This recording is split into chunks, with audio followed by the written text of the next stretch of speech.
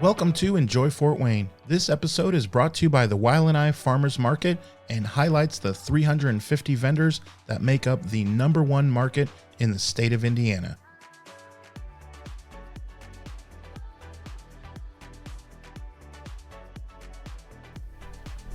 Kurt Plummer, Plummer Farms, Paulding, Ohio. Awesome. So how long have you been doing that? Selling beef to customers, whatnot. By the cut, we really didn't start until 2018, summer of 2018. And but before that, we were always selling quarters and halves to friends and family and stuff like that. But then we really, my sister was actually part of another market, and she kind of pushed us into it. And at the time, it was me and my brother. We, jumped and didn't know what we were doing. I've learned so much in this, just different cuts and how to cook, and I did not know I would enjoy cooking meat as much as I do. I mean, wow. Got like 5 different smokers at my house. My wife hates it. She didn't know she signed up for all that. Yeah, but it's for better, for worse. Yeah, that's right. Yeah, she's eating a lot better. So there you go. But no, we jumped into it then, and since then, my brother moved to Cleveland. Didn't quite work out for him to commute back every other weekend or every weekend. So yeah, I took it over, and really since then, it's steadily grew, and we've had a blast doing it, me and my family. Like I said, learned so much, and really it's interesting to hear how much the customers, they want to see the kids there. They want to hear them talking about the baby cows and all that. And some people say it's a little morbid, kids are talking about what they're going to eat, and as a pet, and it's not a pet. They understand it. And yeah, it's just different. For sure. I am what they call city folk.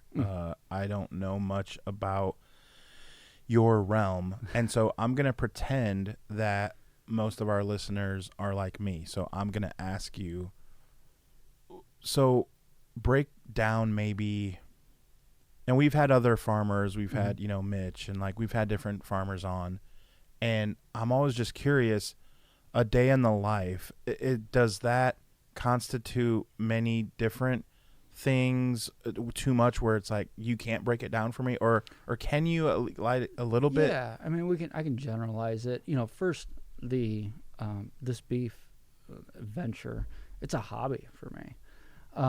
It's not my 9 to 5, but it is my big stress relief. I run operations for a trucking company. We have about 80 trucks, and it allows me to decompress.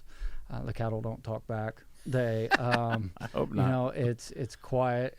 For the most part, it's quiet in there, and I got some just time to reflect, and especially that really comes into play in the summer when we're doing our hay and all of that. So more tractor time, but so for the most part, in a day, it's pretty boring. Check the animals in the morning, go to work, come back, check them again. That's really, I mean, you're just making sure everybody's good, but overall, what makes us a little bit unique is we are a cow-calf operation. So therefore, the animals are all born on our farm. So we've got about 54 brood cattle that will all be dropping calves. Last week, we actually had our first one of the season. Pretty excited because it's actually going to be one that my daughter takes to our local fair. So, and then, yes, it will come to the market in a freezer. Right. Eventually. But, so like I said, all the calves are born on our farm. They're out on pasture at all times. We live where we're at, right along a major state highway, US 127. Our pasture, it goes down 127 for a little over a quarter of a mile. Wow. So you can see the cattle at all times. Nothing, you're not hiding nothing there. I mean, on 127. So, but we really enjoy it because everybody really does comment on it. I just had friends the other night saying, hey, we don't tell you this enough, but we like when you move that cattle out front. Okay, but yeah. So yeah, we have, like I said, 54 that are going to drop. They're out on pasture. We do feed our steers that we're fattening up, to go to market. They do have access to corn at any time. Other than that, the brood cattle, they're out. They just eat grass. They eat some minerals, all that. Yeah. But and then we do have a bull. We're actually to the point now where we probably have to look to get a second one because he's pretty busy. Wow. So it's great. Yeah, that's a good problem to have. Yeah. I suppose, right? Yeah. Our farm, like I said, in Paulding there sits on just about 100 acres.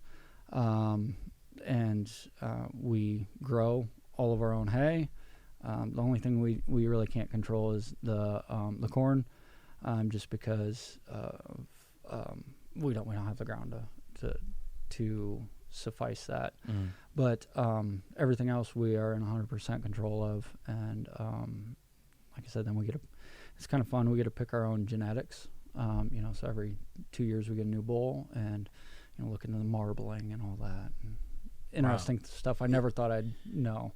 Yeah, and that's definitely interesting. Like, I just don't know if the average person necessarily thinks of things like that either.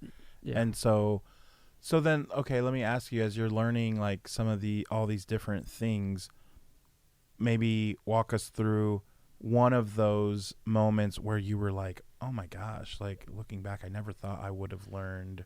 Oh, actually, I had that instance this weekend at the market.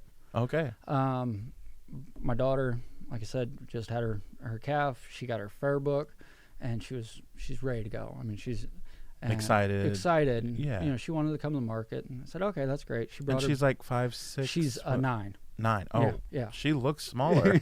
Well, I just saw her, right? Yeah. Okay. So she's 9, and all about it, and we're flipping through, open the book, and boom. I mean, it's all on beef cuts, and that's one of the things the kids got to learn. And it hit me. I'm like, I never pictured going from that as a 9-year-old to doing what I'm doing now, and none of it related.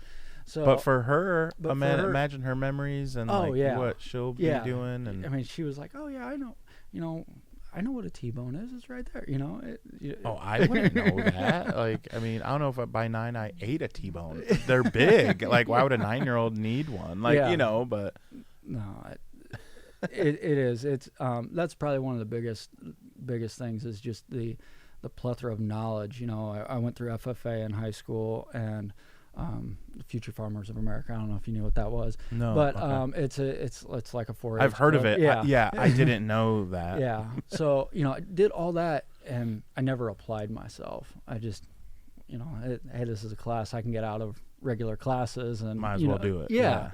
And you didn't think at that point that you'd be interested, or you weren't interested really. No.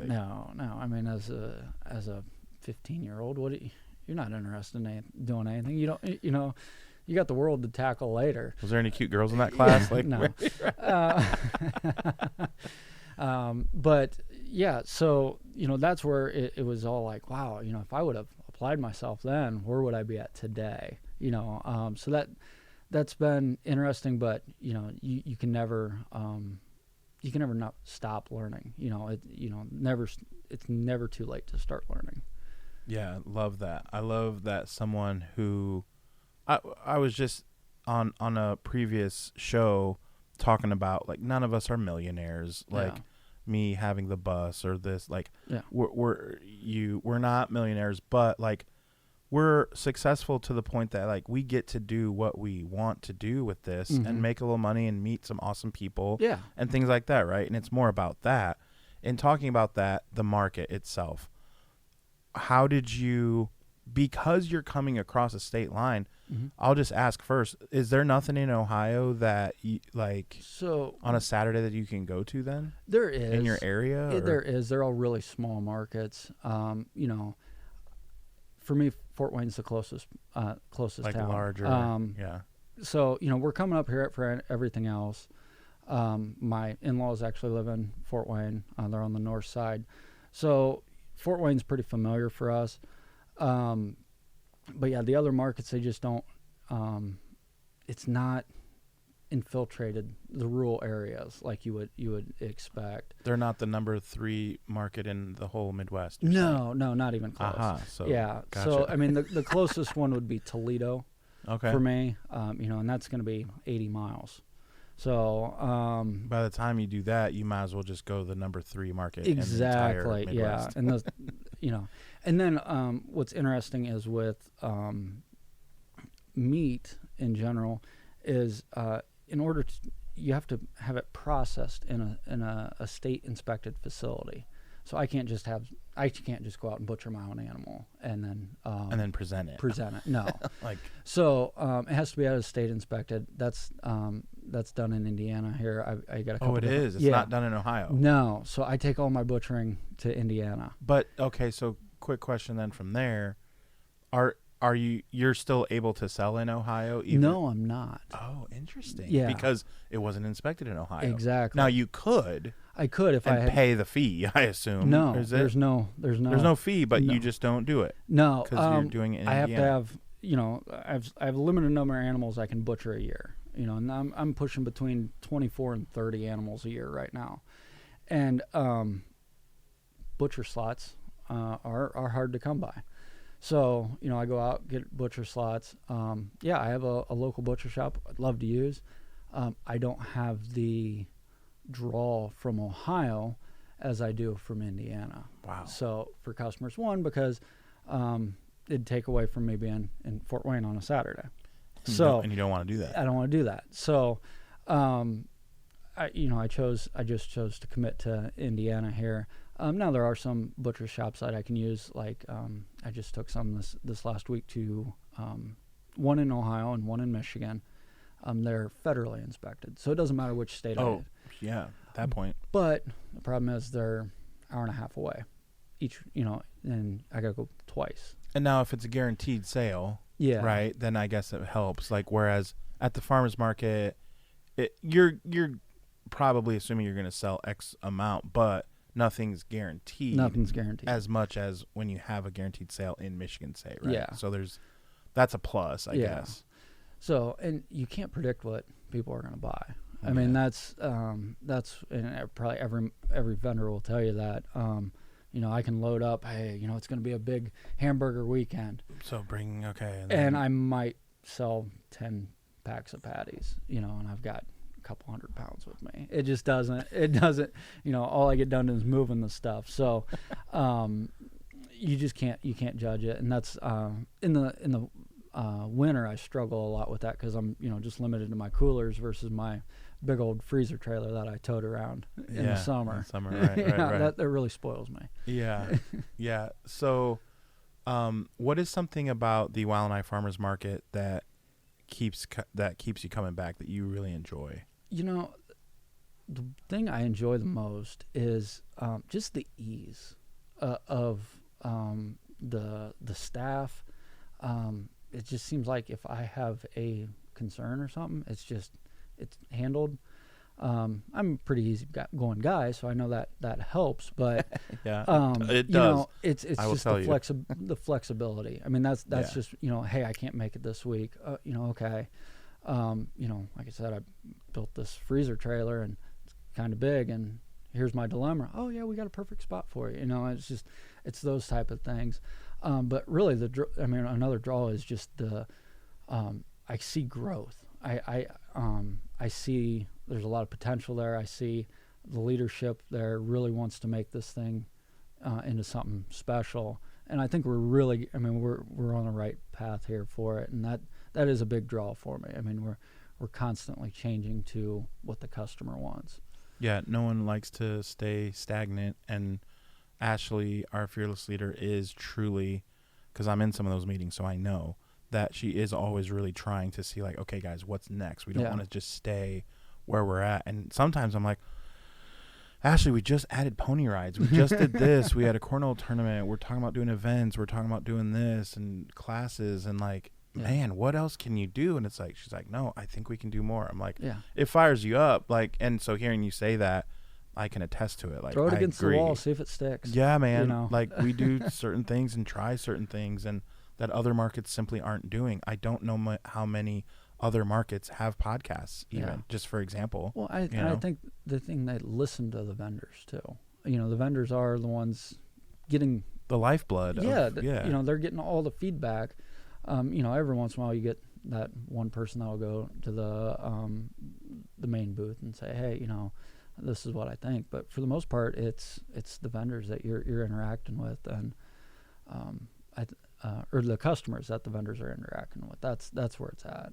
Yeah, no question. I definitely agree with you and love hearing you say that, because it just reiterates how I think I feel about Ashley and Travis and the board there, and that take care of everything. Like, oh yeah, they're just doing a fabulous job. Oh, yeah. Honestly, there's always going to be like either room for improvement or people that don't agree with certain things. But come on, overall, yeah. I mean, I gotta feel like we're at a 90% approval rating. Oh, yeah. Right? Like, that's pretty good. No president in the history of the United States have had this. No, had that. no, Like, I mean, no. we're doing pretty well. Like, so what is something that you have learned by doing this entrepreneurial thing, Mm-hmm. Where you answer to yourself, you get the product, you do everything, you lay it out, you do it yourself. And if you don't do it, then it's not done. And you can't blame some employee. It's you, right? Mm-hmm. What is something that you have learned that can be a good nugget of info for someone who's looking to start out maybe in doing something like you? Well, it's a lot of work. I mean, that you got to be willing to put in the time. This just doesn't happen overnight. Yeah. When you have something that, with the beef, well, now you have a lot of capital investment in it. I mean, from the time I have like I said, I'm a cow calf, so I'm purchasing the cow. It gets pregnant. 9 months later, it has a calf. 15 months from that is when I butcher it. So I'm looking, maybe 3 years until I see a return. So that's the big thing. But don't get discouraged on, I'm not making as much as I thought. It'll all come. And that's what I've seen in a lot of different businesses is people gun ho, and then they just back out because I got burnt out, or well, yeah, you just gotta. It's a slow and steady grind. You don't. If you're sprinting, you're gonna fall out pretty quick. Yeah. No, totally. I say with my other businesses, with some of my partners, is I'm in it for the long haul. Mm-hmm. Like, I'm not worried about making a quick dollar. If I can make 50 cents and sustain that, then I would rather do that, knowing that I had the 50 cents for the next 2 years, than make a quick buck and then worry about next month. I don't know if I'm getting a quick buck. Right? Yeah. It's little things like that I think goes a long way. And I don't know if some people are ready to hear that sometimes. Oh, you're 100% right. And it's a huge deal. And if they can and they're passionate about the thing, then they can rip through it and get it done and get after it. And then in 10 years, wow, look at the progress. And so, yeah, I like that you said that, because I appreciate that you're not necessarily sugarcoating anything. It's good. It truly is good, but it's not going to be good every day, and it's not going to be good today. Yeah. Like, you're going to have to, put in some work, and you'll see it though, and it's worth it because it's you, right? Yeah. It's your brand, it's everything. Those issues are going to come up at the most inconvenient times. Of course, like that's life. Like, I was supposed to do this. Well, I guess I can't now. My wife was very mad at me one time. I had a cow that had a calf, and great. Well, it was at the same time she was supposed to be going to the hospital to have a baby. Yikes. And so, which one do you take care of? Well, but but at the same point, you understand, you do something, I got it, got the animal inside out of the way quick. Right. Got her to the hospital. She was not in any. She was not going to have the calf quick. She was okay. The baby quick. Yeah. She was okay. So it worked out. Yeah, it worked out. But you're not divorced. No. But those things do happen. At, for us, the cattle are going to get out when we want to go out to eat for stuff. Oh man, Right. Everybody's out there running around putting them in. And I think we need to I need to see a video of that. Can you send it to us? You know, you chasing. I think it was last year at the market. I believe it was early spring, one of the first outdoor markets, and I get a text message from my neighbor, and I have about 25 head of cattle in his backyard. Yeah, and I'm like, I'm at the market, like I cannot leave, and luckily I got good neighbors, and they help put them away, and my wife, but yeah, it was just not. It was bad timing. That's a bad text to get when you can't do anything about it, and you're miles away. You're not like, all right, I'm 3 miles away. I'll be there. Like, and it's happened multiple times, But it happens. It does. It does. So know that if you're looking to get started in the farming and the cow world and all that, right? Yeah. Like, yeah, you're gonna lose an animal, for whatever reason, and it's discouraging because you just see all that potential profit just go away. Literally get lost. Yeah, it literally. And but you just keep grinding and figure out what you did wrong, make it better, learn from it. Yeah, that's all you can do. Yeah.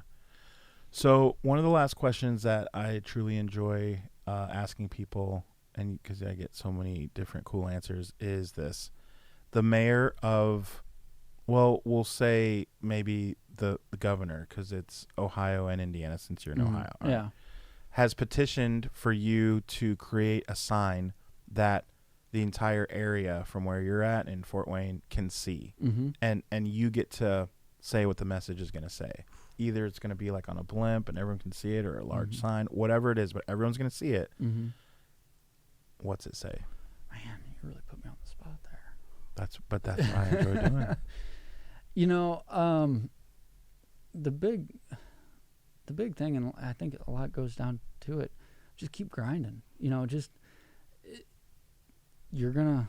It's slow. You're gonna get through it. But those are the people that come out on top.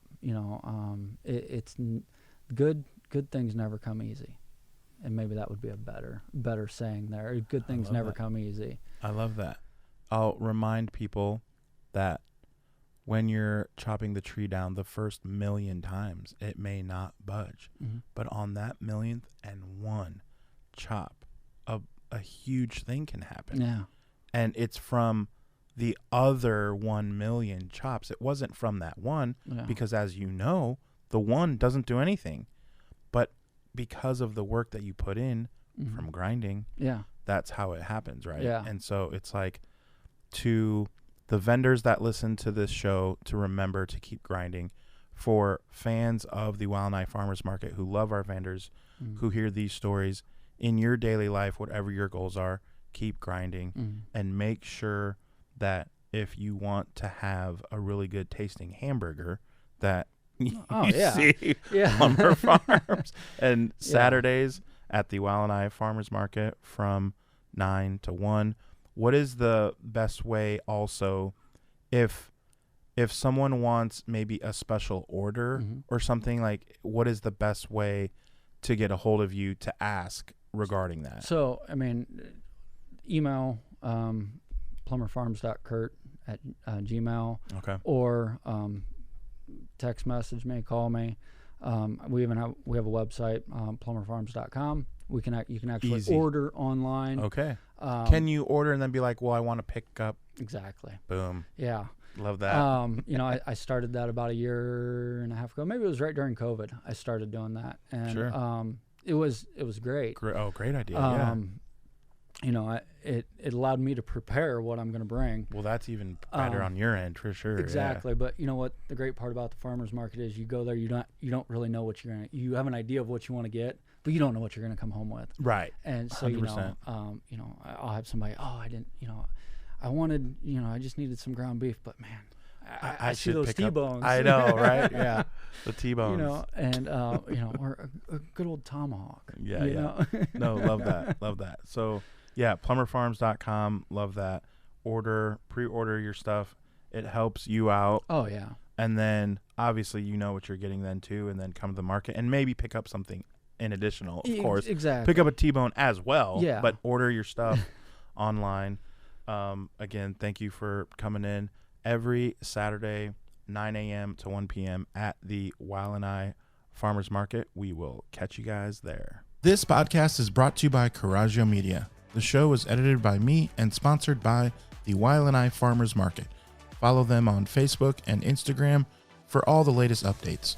We will see you next week, where we will be sure to show you how you can enjoy Fort Wayne.